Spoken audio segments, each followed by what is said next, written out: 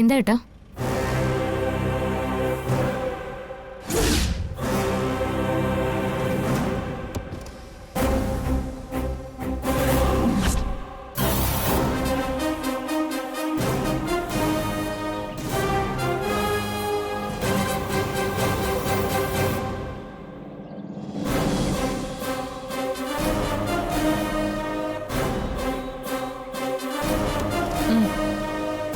താൻ വണ്ടി വീട്ടിലേക്ക് കൊണ്ടുപോയിക്കോ.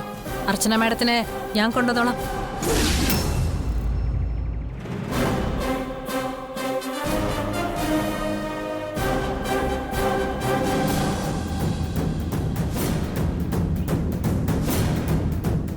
ഇറങ്ങർച്ചന, വാ.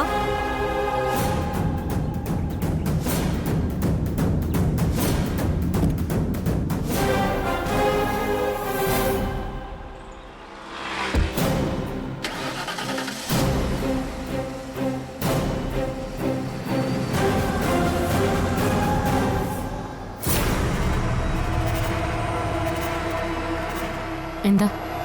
വെറുതെ ഞാൻ എൻ്റെ കൂട്ടുകാരി സന്ധ്യ വിളിച്ചപ്പോ ഒരു വിശേഷം പറഞ്ഞു. എന്റെ ഏതോ ഒരു കാര്യം സേതുമാധവനോട് പറയാൻ വീർപ്പുമുട്ടി നിൽക്കുകയാണ് അർച്ചന മാഡം എന്ന്.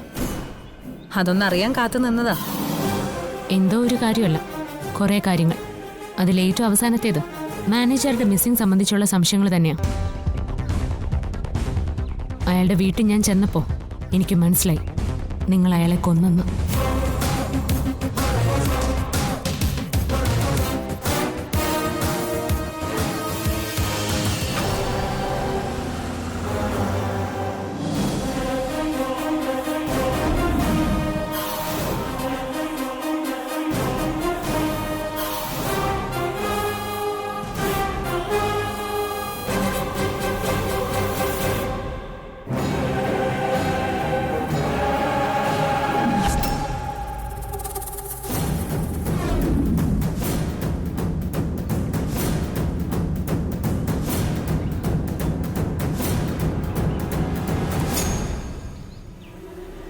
ആ കൊലപാതകവും സന്ധ്യയെ കൊല്ലാൻ നോക്കിയതും അടക്കം എല്ലാം ഞാൻ അച്ഛനോടും മറ്റുള്ളവരോടും പറയും. നിയമത്തിന്റെ പുറകെ പോകുന്നത് രണ്ടാമത്. ആദ്യ ശിക്ഷ നെല്ലിശ്ശേരിയിൽ നിന്ന്, അത് കഴിഞ്ഞ് നിയമം വഴി കിട്ടാവുന്ന ഏറ്റവും വലിയ ശിക്ഷ. ഐ വാ, നല്ല തന്റെ ഇടം. പക്ഷേ ഒരു കുഴപ്പം എന്താന്ന് വെച്ചാ, ഈ തന്റെ ഇടവും ധൈര്യവും കൂടിയാലും പ്രശ്നാ. എല്ലാം ഇതുപോലെ എല്ലാവരെയും അറിയിക്കാൻ ഇടയ്ക്കിടയ്ക്ക് തോന്നും. ആ തോന്നൽ എന്നെപ്പോലുള്ളവർക്ക് അപകടം ഉണ്ടാക്കും. ഇതിപ്പോ എന്നേക്കാൾ കൂടുതൽ നിനക്കറിയാലോ. അർച്ചന എല്ലാ കാര്യങ്ങളും എല്ലാവരോടും പറയുന്നു പറഞ്ഞിട്ടും അന്ന് ചെറുതായി പോലും ഞാൻ ഞെട്ടാത്തതും ഒന്നും പതറാത്തതും എന്താണെന്നറിയോ? നീ ഒന്നും ആരോടും പറയില്ലെന്ന് എനിക്ക് ഉറപ്പുള്ളതുകൊണ്ട് തന്നെ. എല്ലാം നഷ്ടപ്പെടുമെന്ന് ഉറപ്പുണ്ടായിട്ടും ഇനിയുള്ള ജീവിതം ഇരുമ്പഴിക്കുള്ളിലാവുമെന്ന് ബോധ്യമായിട്ടും ഒരു തരുമ്പിന് പോലും പേടിയില്ലാതെയുള്ള ഈ വർത്തമാനാണ് എനിക്ക് മനസ്സിലാവാത്തത്. നീ പിന്നെ എന്ത് കരുതി? നിന്റെ മുമ്പിൽ എല്ലാ തെറ്റുകളും ഏറ്റുപറഞ്ഞ് കുമ്പസരിച്ചിട്ട് ഞാൻ മാലാഖയായെന്നോ? ദേഷ്യം മനസ്സിലൊളിപ്പിച്ച് സ്നേഹം നടിച്ച് നിന്റെ തോളിൽ കൈയിടുമ്പോഴൊക്കെ ആ കൈ കഴുത്തിലൂടെ ഇട്ട് മുറുകെ പിടിക്കണമെന്ന് ഞാൻ ആലോചിച്ചിട്ടുണ്ടായിരുന്നു പലപ്പോഴും.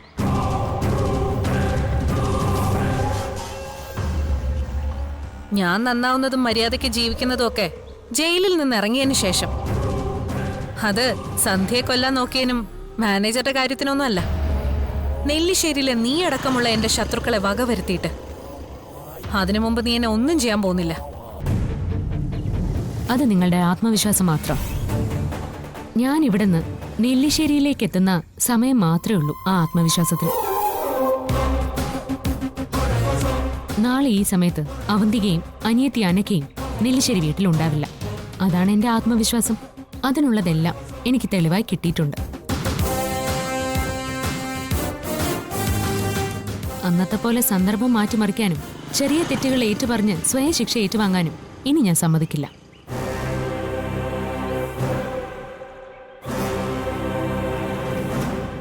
അല്ല, നീ പറയുന്നുണ്ടല്ലോ.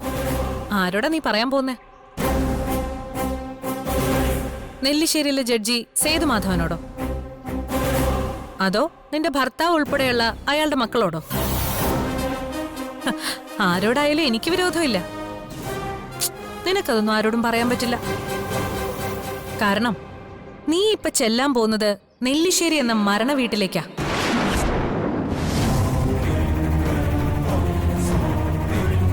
നീ അവിടെ എത്തുന്നതിന് മുമ്പ് സേതുമാധവന്റെ ശ്വാസം മുകളിലേക്ക് പോകും.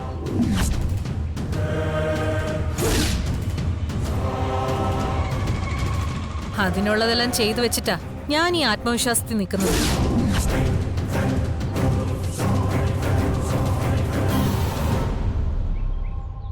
ഇന്ന് സേതുമാധവന് മരുന്നെടുത്ത് കൊടുക്കുന്നതും ഇൻസുലിൻ എടുക്കുന്നതുവേ അനഘയാ.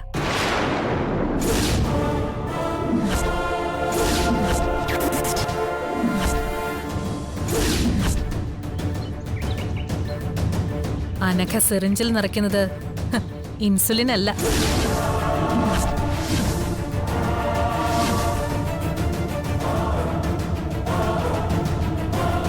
അയാളെ എല്ലാ രോഗത്തിൽ നിന്നും രക്ഷപ്പെടുത്താനുള്ള വിഷമാ.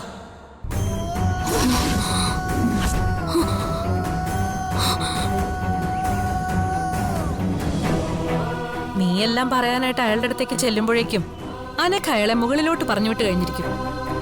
അതുകൊണ്ട് ഇപ്പൊ ഇവിടെ വെച്ച് നീ തീരുമാനം മാറ്റണം.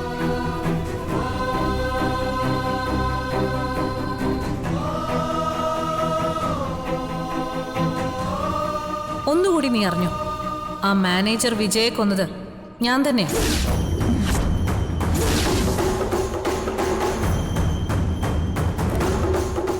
അവൻ പണ്ടേ എനിക്കൊരു ബാധ്യതയായിരുന്നു.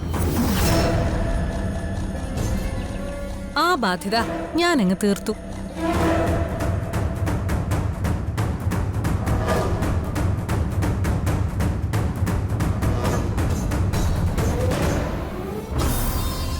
നീ ഈ കാര്യമൊന്നും ആരോടും പറയാൻ പോകുന്നില്ലെന്ന് എനിക്കറിയാം. ഒന്നും നടന്നില്ലെങ്കിൽ നീ എല്ലാം പറഞ്ഞു തരുന്നതിന് മുമ്പ് ഏത് വിധേന ഞാൻ അയാളെ കൊല്ലും. ഇപ്പൊ നിനക്ക് മനസ്സിലായില്ലേ, കൊല്ലും കൊല്ലുന്ന് ഞാൻ വെറുതെ പറയുന്നതല്ലാന്ന്. അതുകൊണ്ട് നീ നിന്റെ കാര്യം നോക്കി ജീവിക്ക. നല്ല വഴിയിലൂടെ മാത്രം നടക്ക്. എന്റെ വഴി കൊല്ലും കൊലയും രക്തവും ഒക്കെ നിറഞ്ഞതാ. അത് നിനക്ക് പരിചയമില്ലാത്ത വഴിയാ. അതുകൊണ്ട് നീ ആലോചിക്ക് എന്ത് വേണമെന്ന്.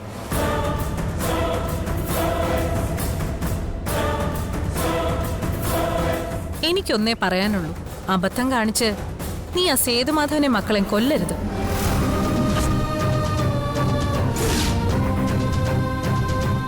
എന്റെ എന്തെങ്കിലും കാര്യം അവിടെ ആരെങ്കിലും അറിയുന്ന നിമിഷം ഞാൻ പിന്നീട് എപ്പോഴോ ചെയ്യാനിരിക്കുന്ന കാര്യം ഇപ്പൊ ചെയ്യേണ്ടി വരും. അതിന്റെ അവസാനം നിനക്ക് നല്ലൊരു പേര് കിട്ടും, വിധവ.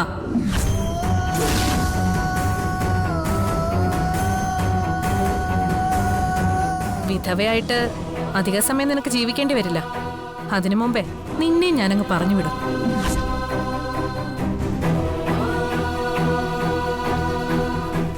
അതുകൊണ്ട് എടുത്തു ചാടി നീ ഒന്നും ചെയ്യല്ലേ അർച്ചന. ഈ താലി നീ കുറച്ചു നാളൂടി ഇട്ട് നടക്ക്. എന്നാ അവന്തികടത്തി പോട്ടെ. ഒരു ഓട്ടോ വിളിച്ച് പതുക്കെ അങ്ങ് വന്നാ മതി. ഇനിയിപ്പോ വെപ്രാളപ്പെട്ട് വന്നിട്ട് പ്രത്യേകിച്ച് കാര്യമൊന്നുമില്ലല്ലോ.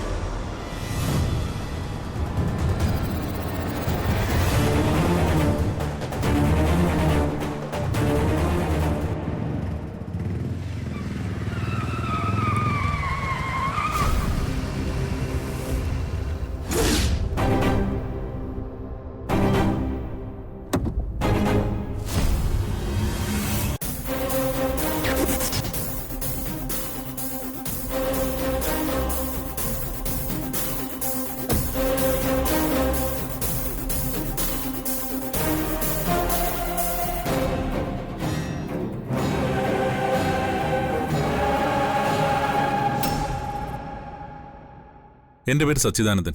വൃന്ദാവനം വീട്ടിലെ ദയാനന്ദ മാഷിന്റെ മകൾ അർച്ചനയുടെ ഹസ്ബൻഡാ. മനസ്സിലായി. ഞാൻ വിവാഹം കഴിക്കാൻ പോകുന്ന ആതിരയുടെ ചേച്ചിയുടെ ഭർത്താവ്. മൊറ പറയുമ്പോ എന്റെ രണ്ടാമത്തെ അളിയൻ.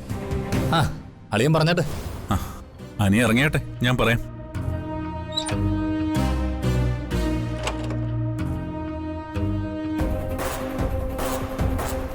എനിക്ക് പറയാനുള്ളത് ആതിര ഒരു തവണ നിന്നോട് പറഞ്ഞ കാര്യം തന്നെയാ.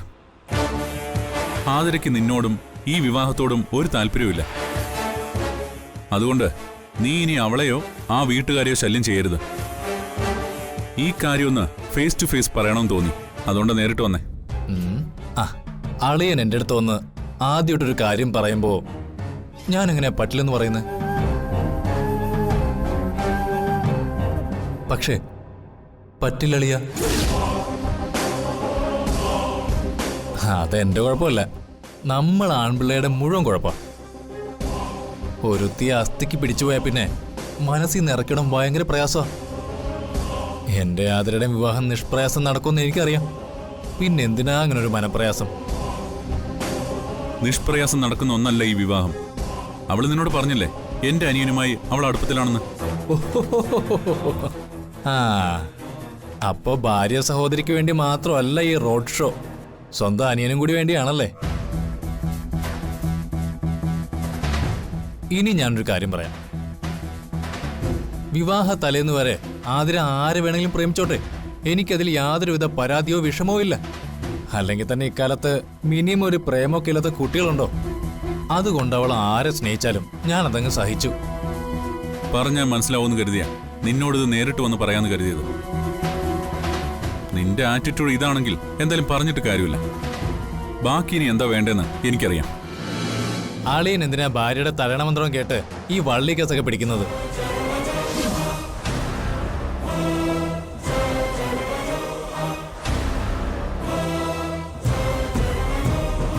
എന്തെല്ലാം വേറെ കാര്യങ്ങളുണ്ട്.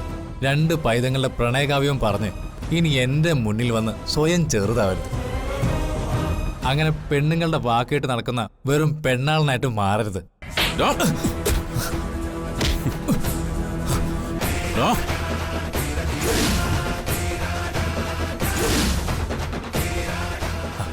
ഈടളിയ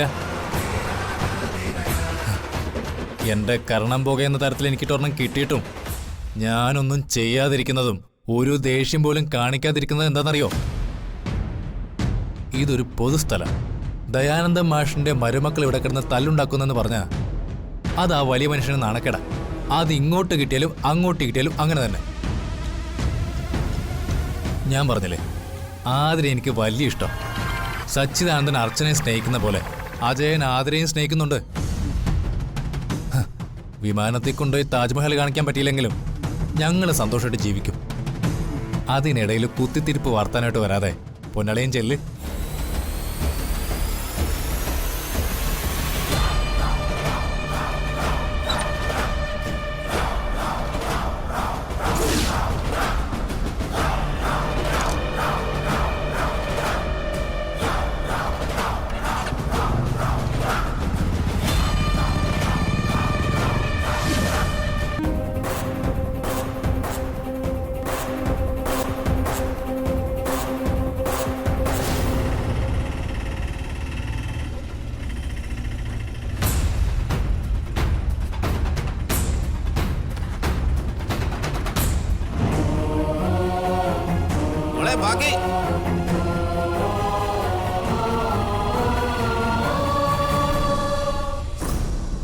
എത്ര മില്ലിയ വേണ്ടേ? 15 മതി, അത്ര എടുക്കാറ്.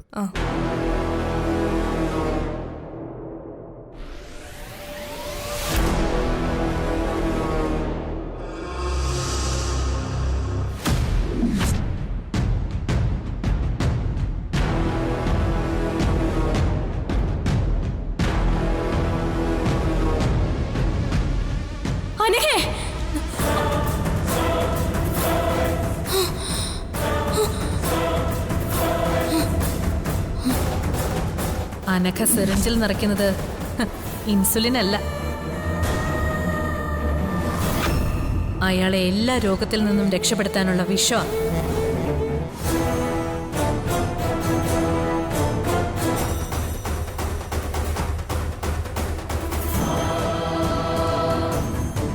എന്താ മോളെ?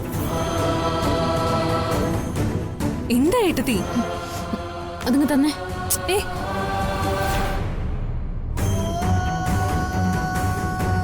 എന്താ മോളെ? അച്ഛൻ ഇൻസുലിൻ എടുത്തായിരുന്നോ? ഇല്ല, അവളെടുക്കാൻ തുടങ്ങായിരുന്നു. എന്തു പറ്റി മോളെ? ഏയ് ഒന്നുമില്ല. കുറച്ച് സമയം കൂടി കഴിഞ്ഞിട്ട് എടുത്താൽ മതിയായിരുന്നു. ഇൻസുലിൻ എടുക്കേണ്ട സമയമായിട്ടില്ല. ഇന്ന് ഏട്ടത്തി തന്നെ എപ്പോഴാന്ന് വെച്ചാൽ എടുത്തോളൂ. ആ.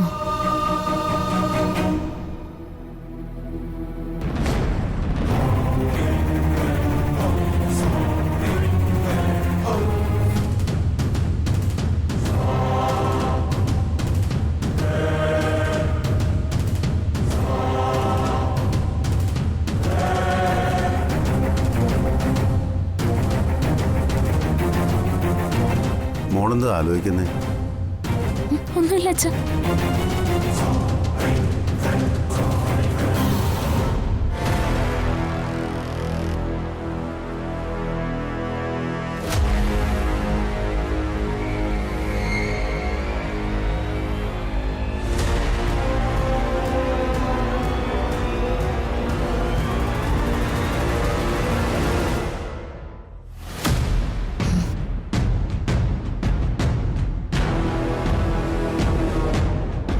താൻ എവിടെ പോയിരുന്നു?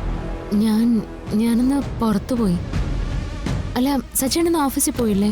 പോയി, നേരത്തെ ഇറങ്ങി. പിന്നെ ഞാൻ ആ അജയനെ കണ്ടിരുന്നു. നമ്മൾ കരുതിയതിനേക്കാൾ ഫ്രോഡ് അർച്ചനെ അവൻ. അയാൾ എന്താ പറഞ്ഞേ? എന്തു വന്നാലും അവൻ ഈ വിവാഹത്തിൽ നിന്ന് പിന്മാറില്ലെന്ന്. അവന്റെ സംസാരം കുറച്ച് ഓവറായപ്പോ അവനിട്ടൊന്ന് പൊട്ടിക്കേണ്ടി വന്നു.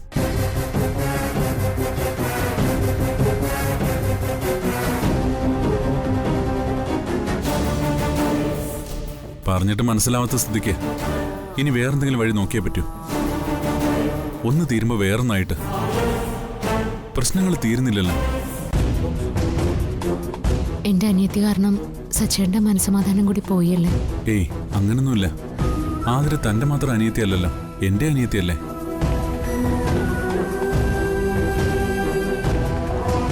നമുക്ക് ആ വിവാഹം മുടക്കാൻ വേറെന്തെങ്കിലും വഴി നോക്കാം. സച്ചേട്ടൻ പറഞ്ഞത് ഒരു തരത്തിൽ ശരിയാ. നമ്മുടെ ജീവിതത്തിൽ പ്രശ്നങ്ങൾ ഒഴിഞ്ഞ് നേരമില്ലല്ലോ സച്ചേട്ട. ഒരു വശത്ത് ആതിരയുടെ പ്രശ്നം, മറുവശത്ത് അവന്തിക.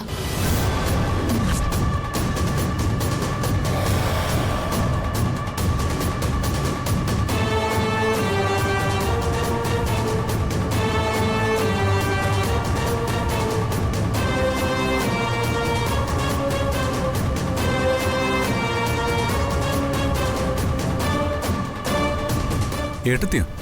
ഏട്ടത്തിക്ക് എന്താ പ്രശ്നം? എന്താ അങ്ങനല്ലേ താൻ പറഞ്ഞത്? ഞാൻ പറഞ്ഞത് ആതിരയുടെ വിവാഹം മുടക്കാൻ ശ്രമിക്കുന്നത് അവന്തിയെടുത്തി അനഘയല്ലേ, ആ കാര്യം പറഞ്ഞതാ. ഇവിടെ ഇപ്പൊ അവന്തിയെടുത്തി അതിനെക്കുറിച്ചൊന്നും മിണ്ടുന്നില്ലല്ലോ. ആ അജയൻ എന്ന് പറയുന്നവനല്ലേ കുഴപ്പം. അവൻ ആതിരയെ വല്ലാതെ ഇഷ്ടപ്പെട്ടു പോയിന്നാ പറയുന്നേ. സന്ദീപുമായിട്ടുള്ള ഇഷ്ടം അവന് കുഴപ്പമില്ലാന്ന്.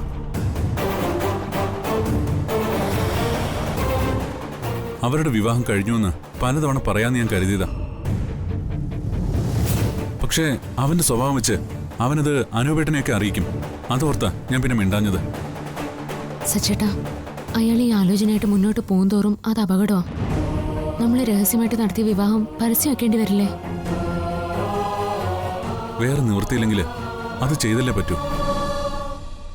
അല്ലെങ്കിൽ തന്നെ ഇത് എത്ര കാലം മറച്ചു വയ്ക്കാൻ പറ്റും? എന്തായാലും എപ്പോഴായാലും എല്ലാവരെയും അറിയിക്കണം. അത് കുറച്ച് നേരത്തെ ആയ അത്രയും ടെൻഷൻ കുറഞ്ഞു കിട്ടും.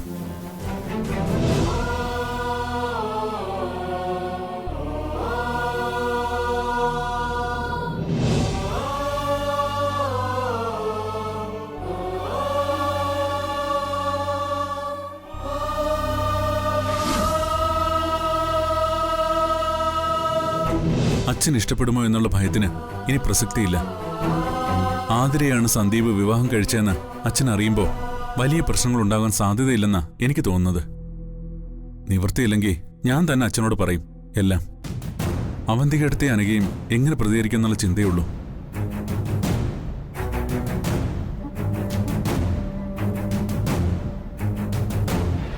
നോക്കട്ടെ ആ അജയന്റെ അടുത്ത സ്റ്റെപ്പ് എന്താണെന്ന്. അത് കഴിഞ്ഞ് ബാക്കി തീരുമാനിക്കാം.